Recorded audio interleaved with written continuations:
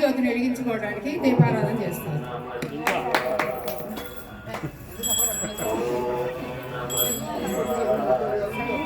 అయితే దీపం వెలిగించేది ఈ కార్తీక మాసంలో చలి ఎక్కువగా ఉంటుందనని మనకి వెచ్చదనం కొంచెం అందిస్తుందని చెప్పేసి దీపం వెలిగించమని చెప్తారు.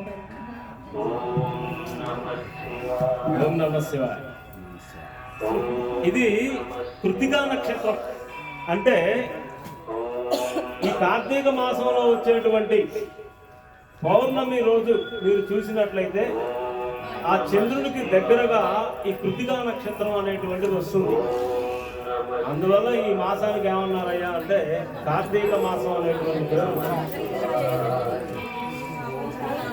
ఈ కార్తీక మాసంలో ఇది శరదృతువు.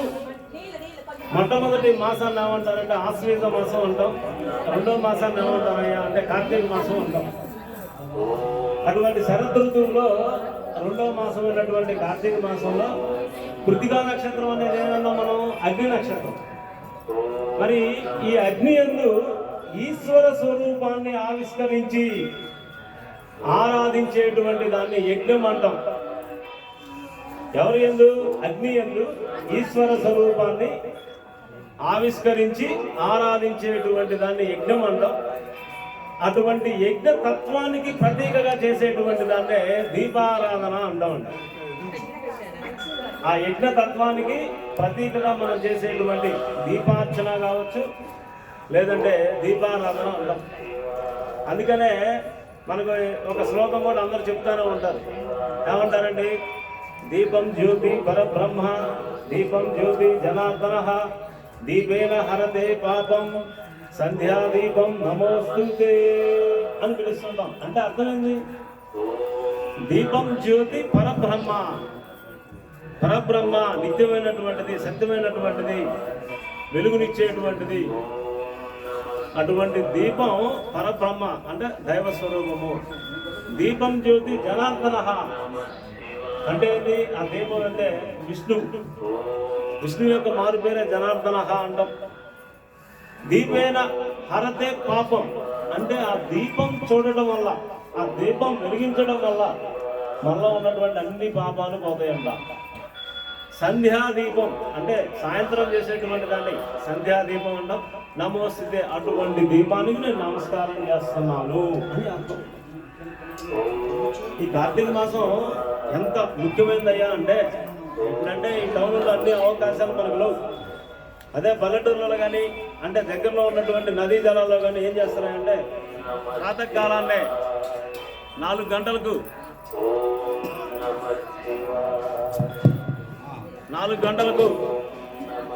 స్నానం ఆచరించి, ఆ స్నానం ఆచరించిన తర్వాత అక్కడ మనం ఒక ప్రమిదల్లో దీపం వెలిగించి ఆ నదిలో వదులుతుంటామండి. అటువంటి అందమైనటువంటి దృశ్యాన్ని మనం ఏ మాటలతో వర్ణించవచ్చు? వర్ణించలేము.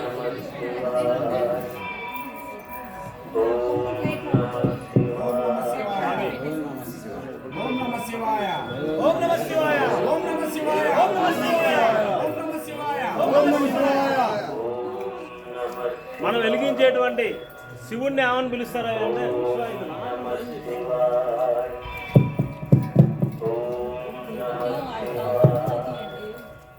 శివుణ్ణి జ్యోతిర్లింగ స్వరూపుడు అని పిలుస్తుంటామండి. మనం వెలిగించేటువంటి ప్రతి దీపం కూడా ఒక జ్యోతిర్లింగమై దేదీప్యమానంగా విశ్వవ్యాపకమైనటువంటి ఆ శివుణ్ణి దర్శించి ఆరాధించేటువంటి ఈ నెలను ఏమంటారయ్యా అంటే కార్తీక మాసం అనేటువంటి పేరుతో పిలుస్తారు. వాళ్ళు చెప్పినటువంటి ఆన్సర్ కూడా కరెక్టేనండి, అందులో ఏదీ తప్పులేదు. దానికి మరికొంత వివరణ గురువు గారు మాకు అందించినటువంటి దాంట్లో ఏదో ఒక చిన్న ముక్క. నేను 100% జ్ఞానం కాదండి, 1% కూడా కాదు. మేము కూడా మీలాగా నేర్చుకుంటున్నాం. మాకు తెలిసినటువంటి దీపం గురించి మీకేదో సూక్ష్మంగా తెలియజేయడం జరిగింది. ఓం నమః శివాయ.